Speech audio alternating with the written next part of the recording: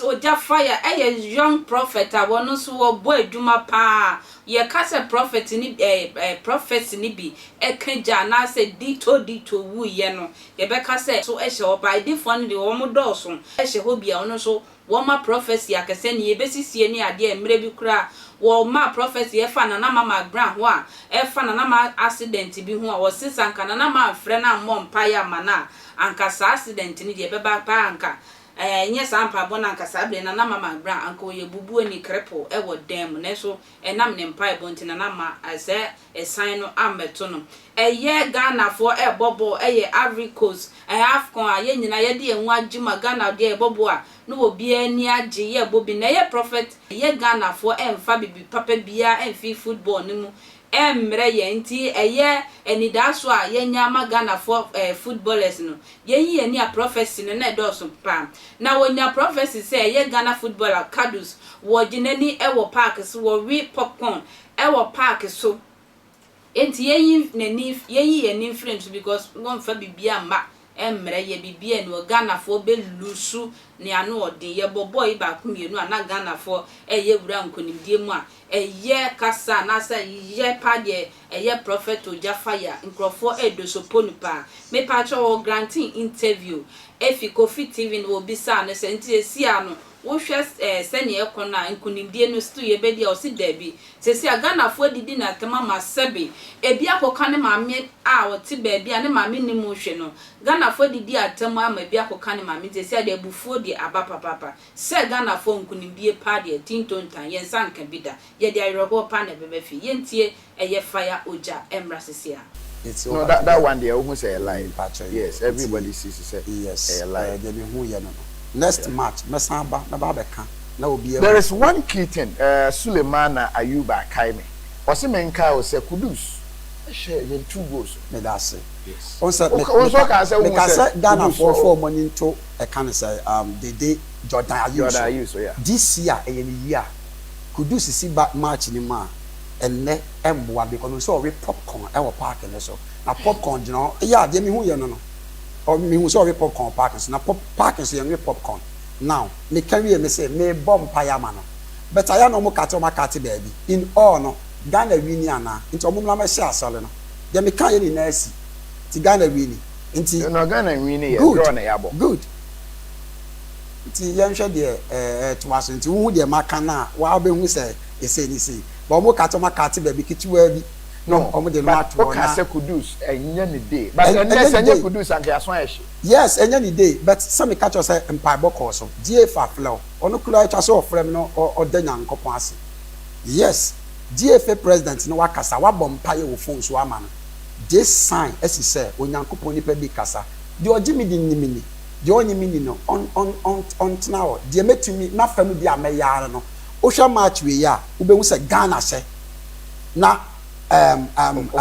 match if you have time nobody require the net very good now we are no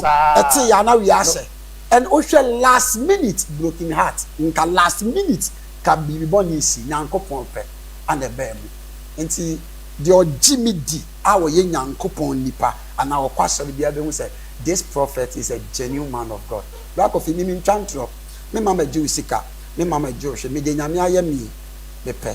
klasi ni bi be tese me ane na adum bi abedom me so what ya senti ade na me ba be yesa me de pedai obi o se o pese o ye fame me start ba TV so almost 10 years ni enye fame bi na me pe e de aye what ya se nti we na kire se onyankopon nipa e kasa mo fe ni agro nti at the end no enipa tu na boy no enipa tu na boy why na be di ahurusie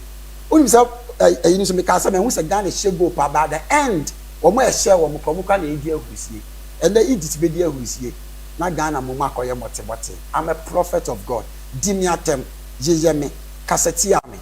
first one is see no unwe me say Egypt benya offside goal mbe boatum esi pepe enti wo muni mi atem ana me be chiro to wo me screen shot last 3 days me say obi osane massive penimu pa see me mom pa me na me say okay I'm praying for Ghana at least draw because this match it looked like but I blame Ghana you free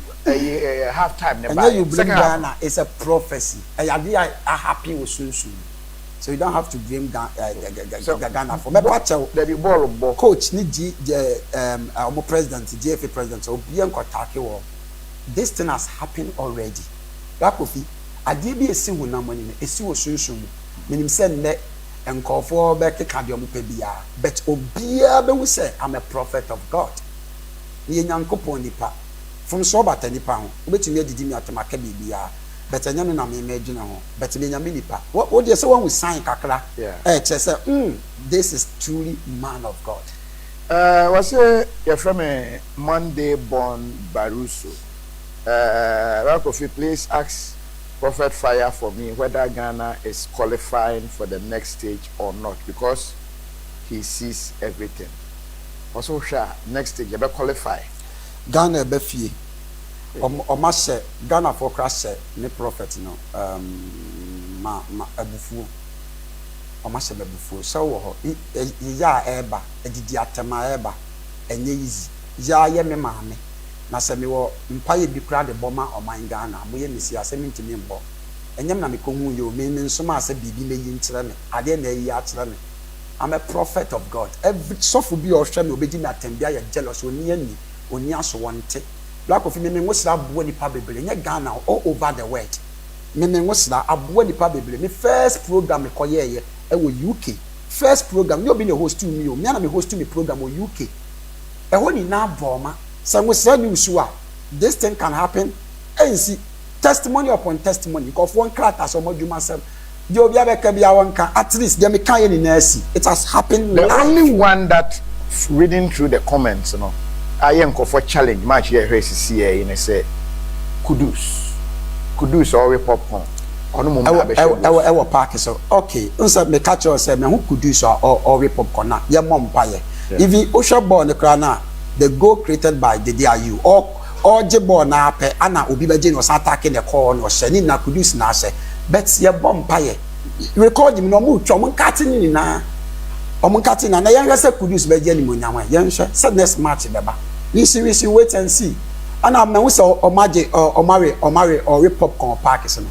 anything ka support ball ye mom ye popcorn no oto no park na so ana eye daye even me hu onupe now oni Joe Metal open American way Joe Metal or park in the chi